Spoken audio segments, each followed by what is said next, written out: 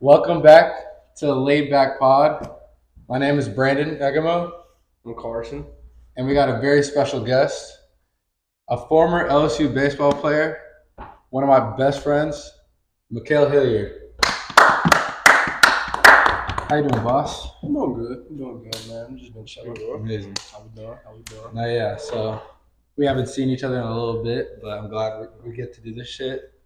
But one question that I wanted to start off with: what drew you to start to play baseball instead of any other sport in college?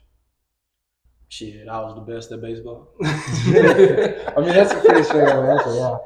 I mean, I played football, Yeah. and then I moved over to offense, and then I started running slants across the field. Got nailed. Yeah, got Didn't popped, like it. popped a few times, and then I was like, nah. No, yeah. Yeah. So what was it like to play at LSU? Like during your what you played 5 years? 5 years. Freshman year All American. Freshman year co freshman of the week. SEC. First team SEC. I mean, I had a pretty good. A lot of good accolades. A lot of good accolades. Good accolades. But it was nice. I mean, it's what's expected. Yeah. Coming to LSU, as you already know, it's a lot of energy. Yeah.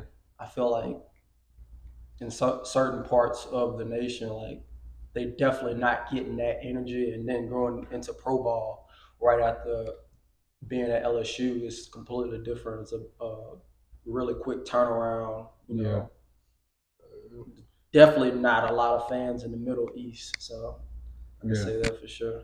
I mean, it's just real different, you know. Yeah, coming from LA, because I went to a few UCLA baseball games, and the atmosphere is completely different. Like you don't see it like anything like SEC baseball. Obviously, because I played baseball my whole life, just watching, going to the box and watching. I can only imagine what it was like playing. Like, what was it like playing in the box? Uh, Same thing, different. It's Yeah. just crazy, bro. Like, Crazy. man, you can't really explain it other than like you got adrenaline coursing through your veins. You feel like you can run through a brick wall. That was what I lived and died for, though. Like, Yeah. obviously, I'm not the biggest athlete. I'm not, the most talented, but I'm able to go out there and get guys out because, like, that's what I lived and died for. Like, my heart was in baseball so much. That's what I eat, breathe, and slept.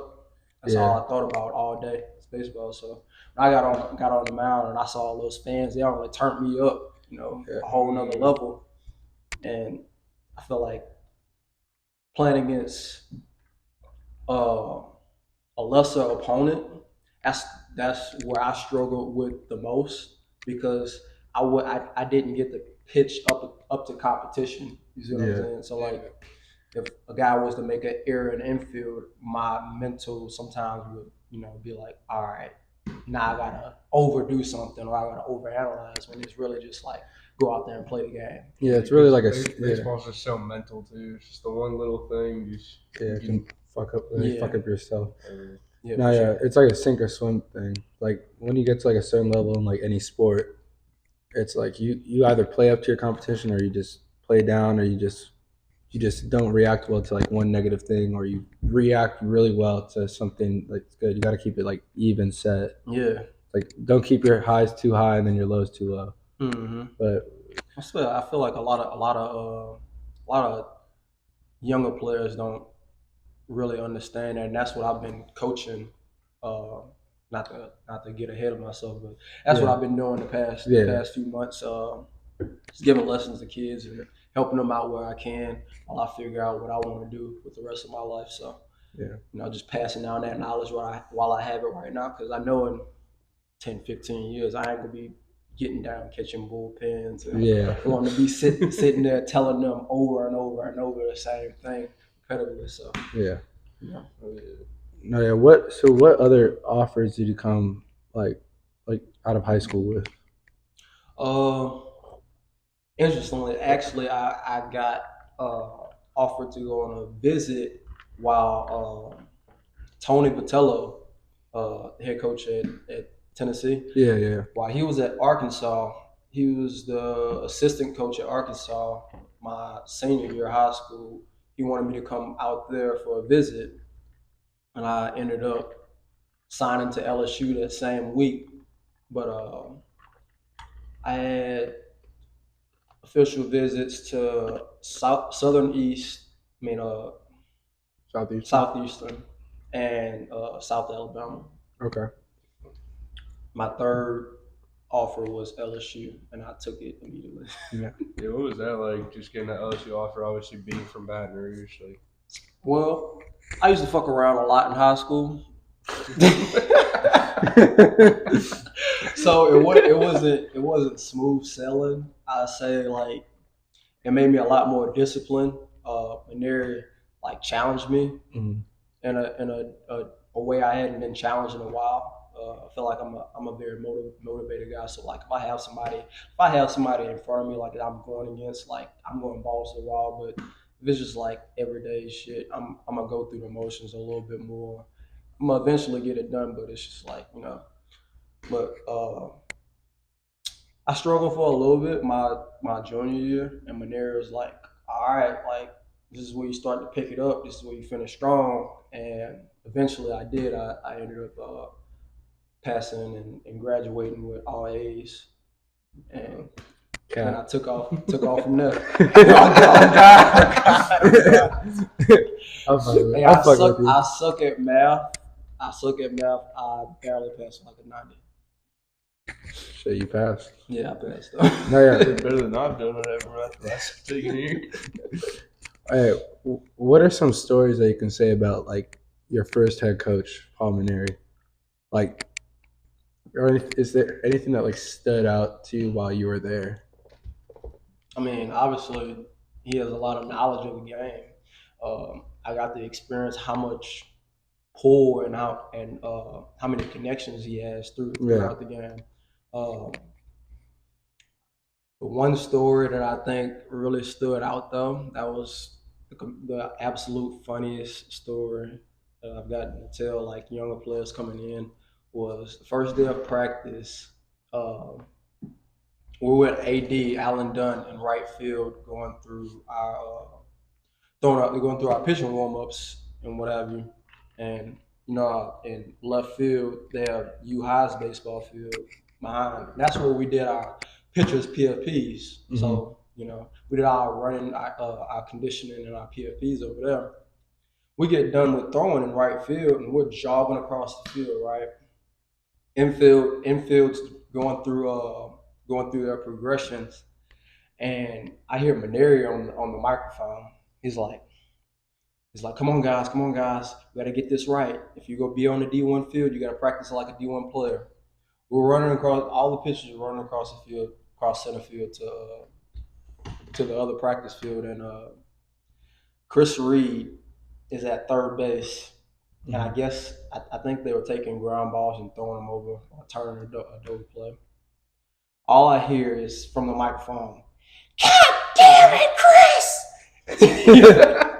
Everybody just turns around. Like, what the fuck? That was the funniest shit. Oh my god! Everybody's just like, "What the hell? What the hell was that?" Because his voice is kind of like high pitched. It was funny as hell. Yeah. So what about like, because you had two coaches in college, because obviously Paul Maneri like he like retired with his great ass career.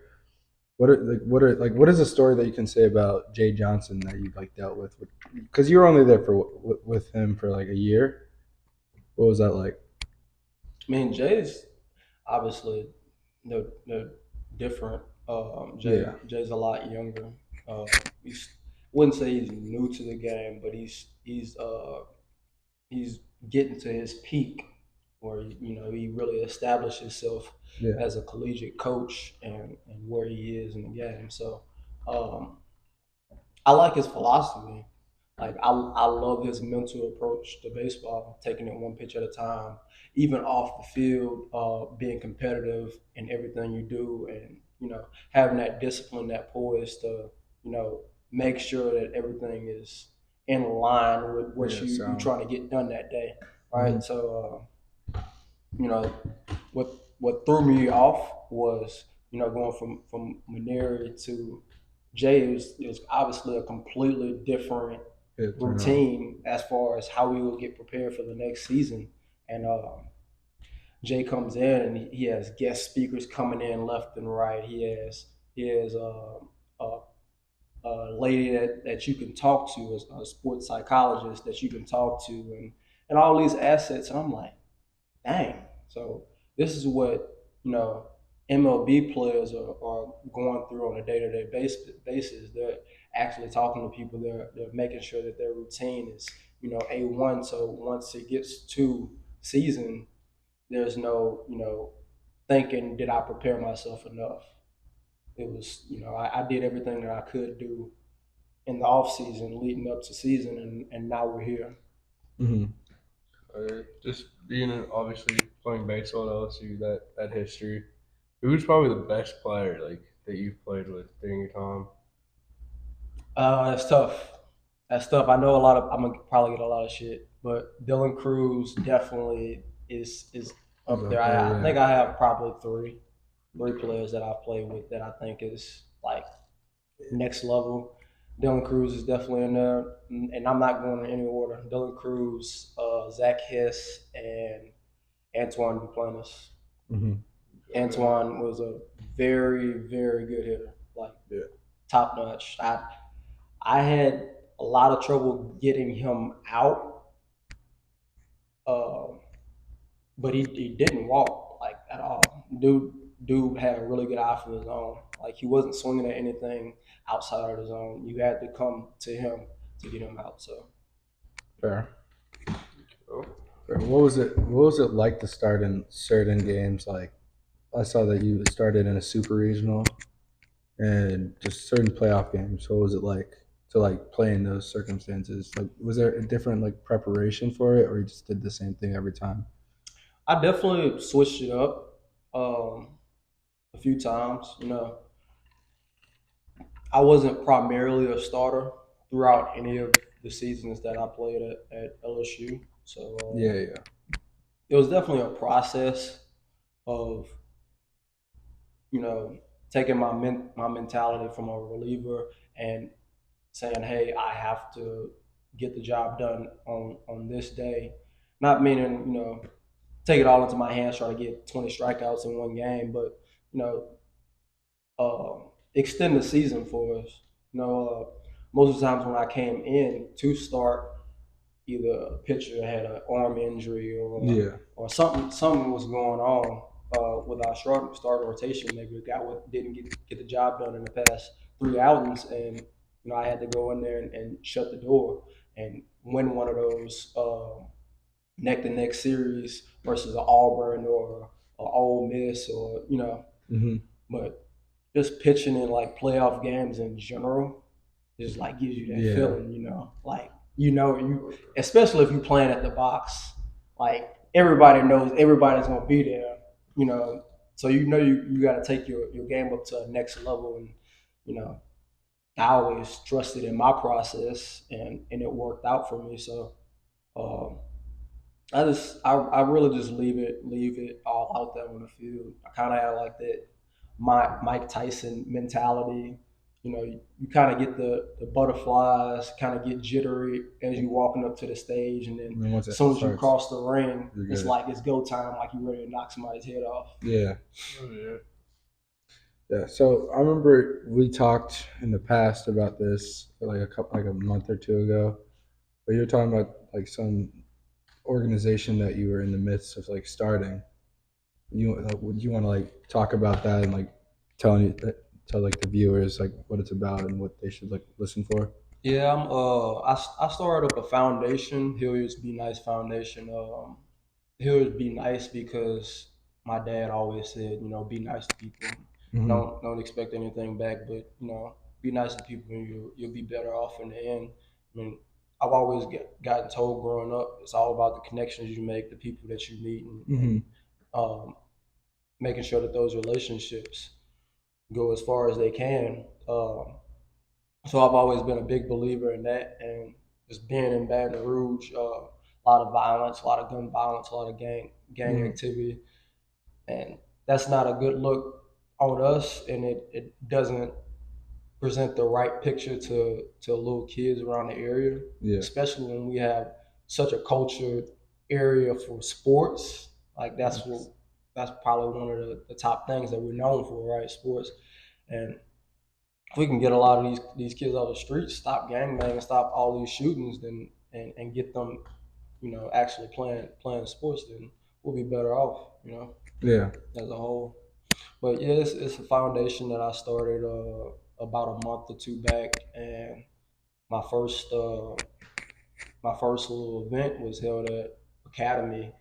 We had each kid had $100 gift card that they could spend at Academy and get whatever they want. So it was pretty much like a little early Christmas gift for them, and that's awesome. Just walk around with them, talk to them about sports and mentality about what being their best self and growth to become a better person in life. Yeah, that's awesome. Yeah, well, obviously you played sports. You're out of it now. I mean, you're out of playing in college. What are some superstitions you have, or like, are there any things that you had to do before the game or while waiting in between, like in the dugout beforehand? Is there any superstitions that you have? Now that I am out of college, I can't talk about this. What I did, I'm not gonna lie. My freshman year, the year I was freshman All-American, I'd say towards the end of fall, leading into spring, like throughout that whole period, I had a little routine that I would do the night before. I was going to bogeys, or I was at home, or I was at home, and I would probably have 3 or 4 beers and probably like 5 shots. And I was ease your nerves. I was good for the next day. I was loose, like ease your nerves a little bit. Yeah, ease the nerves. Take your mind off the things. I get it. Yeah.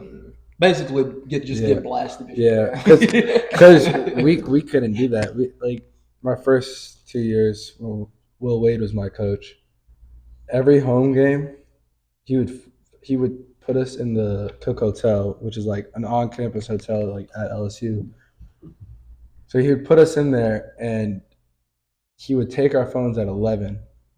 So a lot of people like would bring their burners. No way. So then, because like he never took him, he had like one of the GAs take him.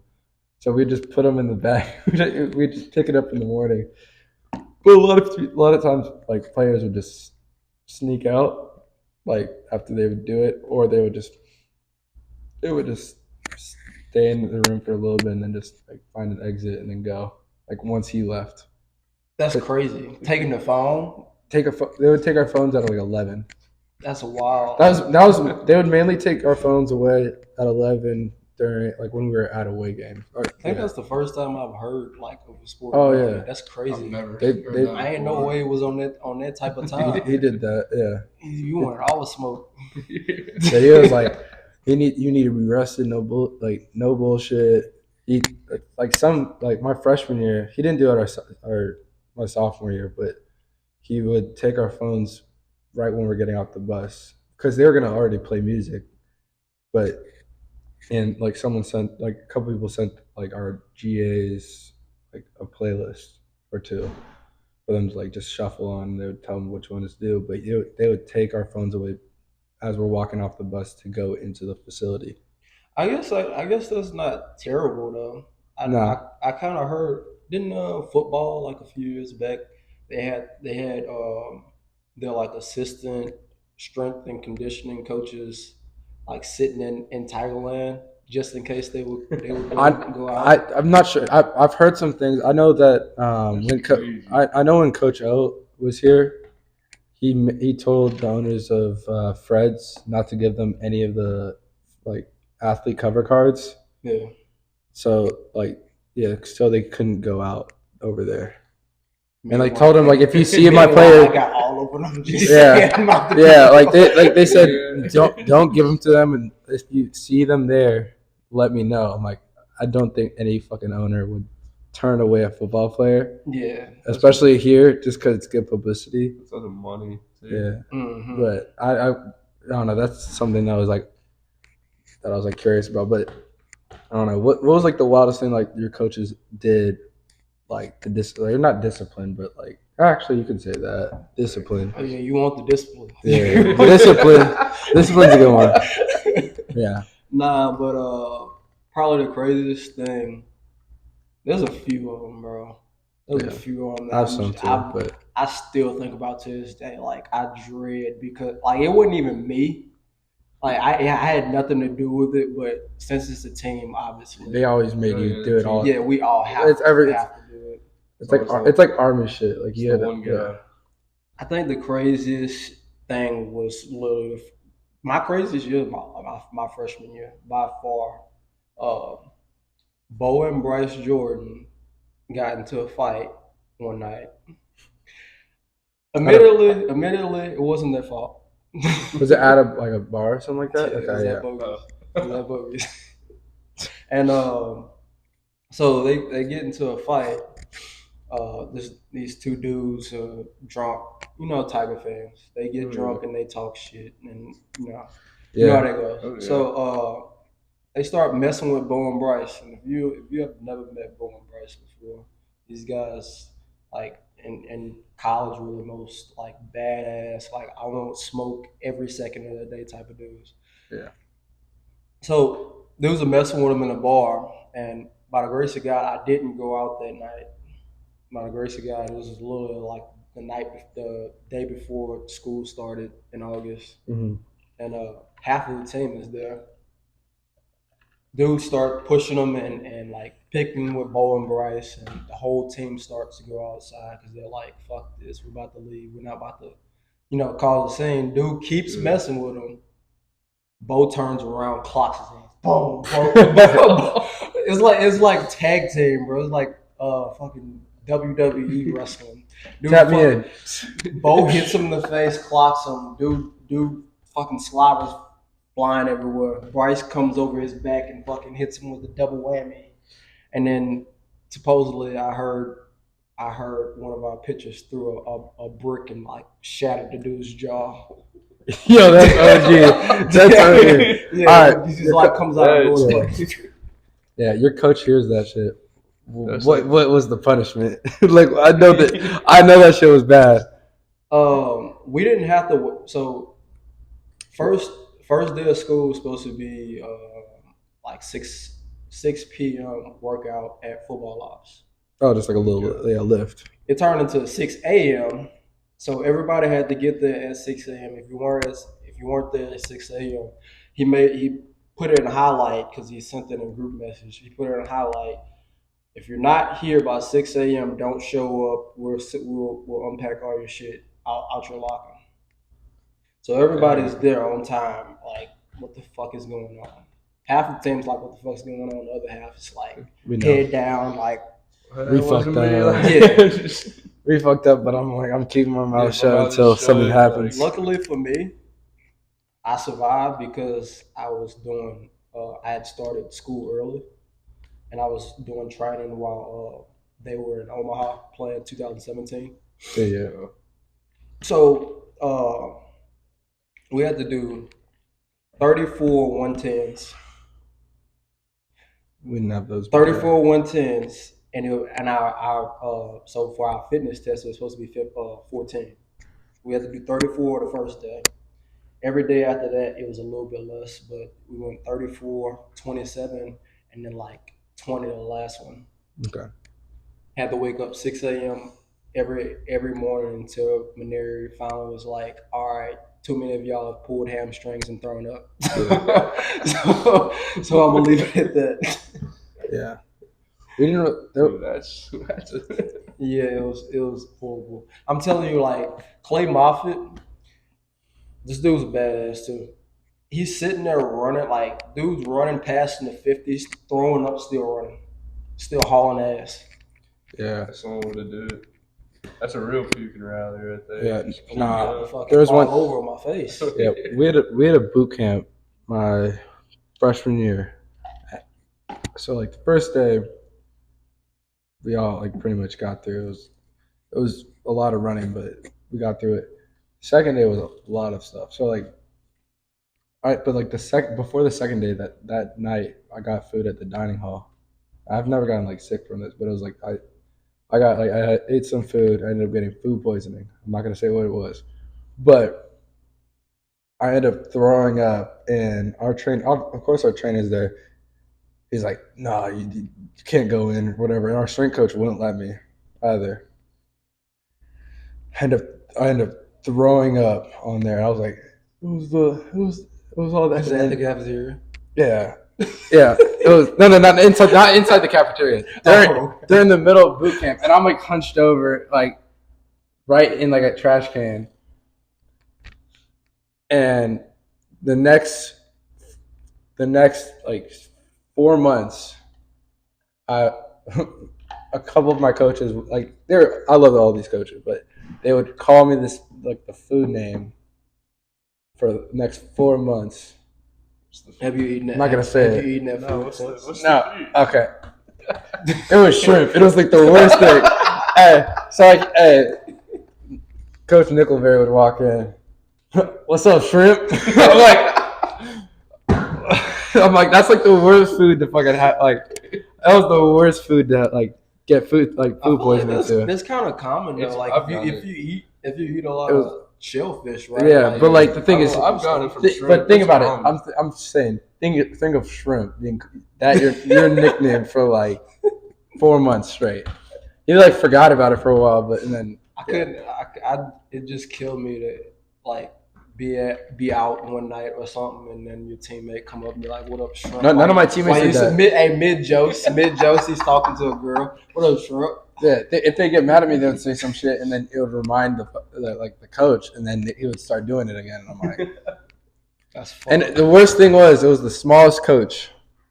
Like, but yeah, it was like that was the worst thing. But yeah, so I'm gonna cut it right here. But yeah, I appreciate you for coming on.